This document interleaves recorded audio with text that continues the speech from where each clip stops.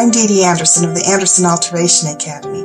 Today's video is on replacing a button loop closure with an invisible zipper. Let's get started. Okay, my bride wants this dress to fit skin tight, really tight up here at the top. But the top is just button and loop, and it's basically just going to stretch out the loops. It's not going to hold it tight. So I'm going to put an invisible zipper in. And these are called transparent zippers. Love them. Love, love, love them. I get them from Bias Bespoke. They come in lots of different colors, but this one seemed to match up the best for this particular dress. I'm going to show you what that looks like. Bye-bye.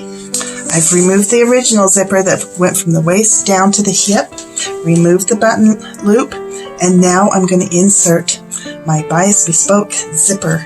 See, it says Bias Bespoke. No, it just says Bias right there on the zipper. Can you see that? Kind of cool. All right. After the zipper is inserted, you'll want to iron with a damp washcloth over that zipper.